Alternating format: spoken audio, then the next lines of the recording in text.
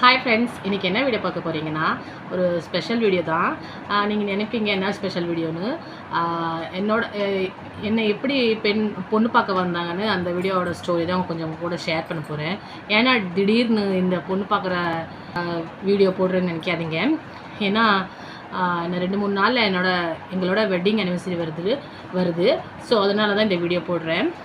So அவ்வளோ கிராண்டாலாம் ஒன்றும் இல்லை. ஸோ சிம்பிளாக தான். ஸோ அவங்க கூட ஷேர் பண்ணலான்னு நான் இந்த வீடியோ போட்டேன். ஸோ ஃபர்ஸ்ட் ஆஃப் ஆல் என்னென்னா, ஒரு நாள் திடீர்னு எங்கள் அம்மா வந்தாங்க. எங்கள் அம்மா சொன்னாங்க, இந்த ஃபோட்டோ பாரு, உனக்கு பிடிச்சிருக்கா மாப்பிள்ளைன்னு கேட்டாங்க. நான் சொன்னேன், என்னம்மா திடீர்னு இப்படி மாப்பிள்ளை ஃபோட்டோ கொடுத்து மாப்பிள்ளை பிடிச்சிருக்கான்னு கேட்குறீங்கன்னு சொன்னேன். இல்லை, உங்கள் சித்தப்பா தான் கொடுத்தாரு, பார்க்க சொன்னார், கேட்க சொன்னாருன்னு சொன்னாங்க.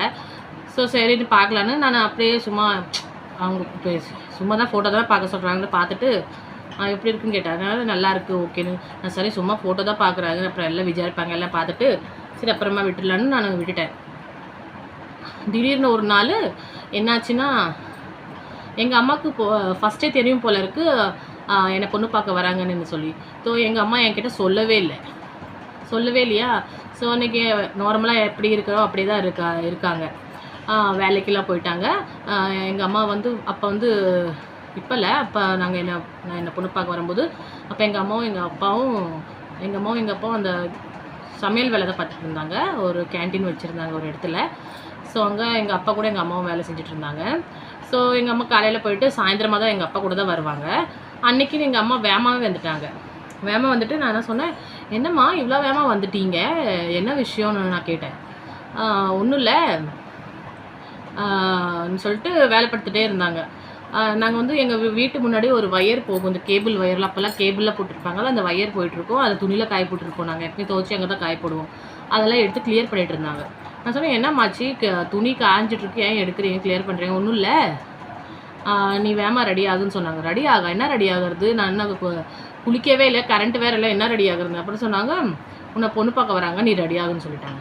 ஸோ சரின்னு, ஐயோ என்ன பொண்ணு பார்க்க வராங்களா, என்னம்மா திடீர்னு இப்படி சொல்லுங்க, காலையே சொல்லவே இல்லையே, நீங்கள் சொல்லியிருந்தா நான் வேலை செஞ்சுட்டு குளிச்சிருப்பேன்லன்னு சொன்னேன். இல்லை, எனக்கும் இப்போ தான் தெரியும், இப்போ தான் சொன்னாங்க மாப்பிள்ளை வீட்டுக்காரங்க இப்படி நாங்கள் பொண்ணு பார்க்க வரோன்னு அப்படின்னு சொல்லிட்டு என்ன சொன்னாங்க. நான் சொன்னேன், என்ன பண்ணுறது, திடீர்னு இப்படி சொல்கிறீங்கன்னு சொன்னேன்.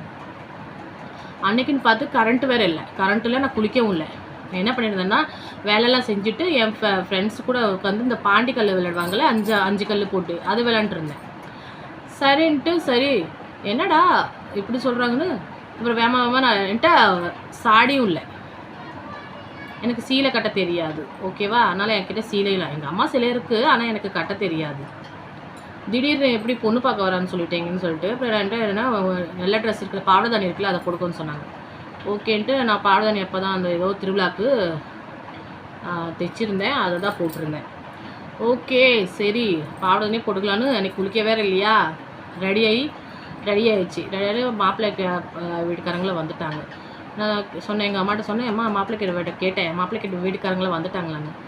வந்துட்டாங்கன்னு சொன்னாங்க. வீட்டுக்கு வரவே இல்லைன்னா அப்புறம் சொன்னாங்க, வீடு சின்னதாக இருக்குது, இத்தனை பேருக்கு உட்கார முடியாது, அதனால் கோயிலில் வர சொல்லிட்டாங்கன்னு சொல்லிட்டு ஓகேன்னு சொல்லிட்டு நான் கோயிலில் உட்கார வச்சுட்டாங்க எல்லாரையும்.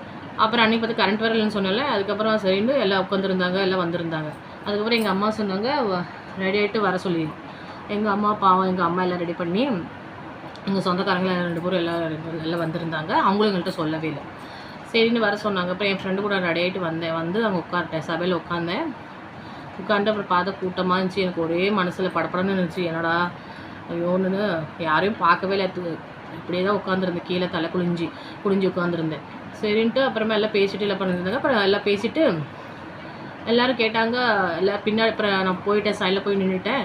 எல்லோரும் கேட்டுருந்தாங்க. ஃபஸ்ட்டு கேட்டாங்க, மாப்பிள்ளை கேட்டிருப்பாங்க போல இருக்குது, பொண்ணு பிடிச்சிருக்கான்னு சொல்லி மாப்பிள்ளை சொல்லிட்டாங்க பொண்ணு பிடிச்சிருக்குன்னு சொல்லி.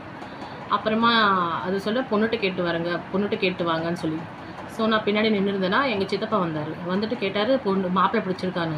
நான் சொன்னாங்க, மாப்பிள்ளையா, யார் மாப்பிள்ளைன்னு கேட்டேன் நான் திடீர்னு. ஐயோ, எங்கள் சித்தப்பா சொன்னார், என்ன இப்படி சொல்கிறேன், நீ ஃபோட்டோ பார்க்கலையான்னு சொன்னேன்னா, ஃபோட்டோ பார்த்தேனே, மாப்பிள்ளை யாருன்னு கேட்டேன். அப்புறம் எங்கள் சித்தப்பா எல்லோரும் முன்னாடி சொல்லிட்டாரு, இப்படி பொண்ணு சொல்கிறா மாப்பிள்ளை யாருன்னே தெரியலன்னு. ஐயோ! எனக்கு ஒரே வெக்கமா போயிடுச்சு, ஒரே சங்கட்டமா போயிடுச்சு. ஐயய்யோ! என்னடா எல்லாம் சித்தப்பா போய் எல்லாரும் முன்னாடி போய் இப்படி சொல்லிட்டாருன்னு சொல்லி, எல்லாரும் சிரிச்சுட்டு இருந்தாங்க. அப்புறமா தான் திரும்பி வந்து என்ன பார்க்க சொன்னாங்க. இதான் காமிச்சு அங்கேருந்து காமிச்சாங்க, இதான் மாப்பிள்ளைன்னு. அப்பதான் நான் அப்புறம் ஃபோட்டோல வேற மாரி இருந்தாரு. இப்ப நேரா வேற மாரி இருக்காரேன்னு எல்லார்ட்டயும் சொல்லிட்டு இருந்தேன். அப்புறம் கேட்டாரு மாப்பிள்ளை பிடிச்சா, பிடிச்சிருக்குன்னு சொல்லிட்டேன். அப்புறம் எல்லாரும் அப்புறம் என்ன வீட்டுக்கு போக சொல்லிட்டாங்க. அப்புறம் நான் வீட்டுக்கு போயிட்டேன். அதுக்கப்புறமா எல்லாம் ஃபோன் பண்ணி பேசியிருப்பாங்க போல இருக்கு. ஸோ பேசிட்டு எல்லாம் முடிவு பண்ணியிருப்பாங்க போல இருக்கு. ஸோ ஃப்ரெண்ட்ஸ், இந்த வீடியோ உங்களுக்கு பிடிச்சிருக்கும்னு நினைக்கிறேன். நான் நினைக்கிறேன் போர் அடிச்சிருக்க மாட்டேன்னு நினைக்கிறேன். ஸோ எனக்கு கொஞ்சம் இதாக இருந்துச்சு. சரி உங்கள்கிட்ட ஷேர் பண்ணிக்கலாம். எப்படி இருக்குது, இந்த ஒரு காமெடியாட்டம் போயிடுச்சு இந்த இது. என்ன பண்ணுறது தெரியல. சரி ஷேர் பண்ணிட்டேன். ஸோ ஃப்ரெண்ட்ஸ், இந்த வீடியோ உங்களுக்கு பிடிச்சிருக்குன்னு நினைக்கிறேன். பிடிச்சிருந்தால் லைக் பண்ணுங்கள், ஷேர் பண்ணுங்கள், மறக்காமல் சப்ஸ்கிரைப் பண்ணிடுங்க. அப்புறமா ஃப்ரெண்ட்ஸ், நீங்கள் நிறையா பேர் என்னோடய ஷார்ட்ஸ் பார்க்குறீங்க, ஆனால் சப்ஸ்கிரைப் பண்ணிவிட்டு பார்க்க மாட்டேங்கிறீங்க. ப்ளீஸ் நீங்கள் சப்ஸ்கிரைப் பண்ணிவிட்டு பாருங்கள். எனக்கு கொஞ்சம் சப்போர்ட்டாக இருக்கும், ஹெல்ப்ஃபுல்லாக இருக்கும். உங்களை நம்பி தான் நான் இந்த வீடியோலாம் போடுறேன். இன்னும் நீங்கள் நல்லா எனக்கு சப்போர்ட் பண்ணால் நான் நிறைய நல்ல வீடியோ போடுவேன். ஸோ ப்ளீஸ் என்னை சப்ஸ்கிரைப் பண்ணிவிட்டு வீடியோ பாருங்கள். ஸோ நெக்ஸ்ட் ஒரு வீடியோ பார்க்கலாம். பாய்.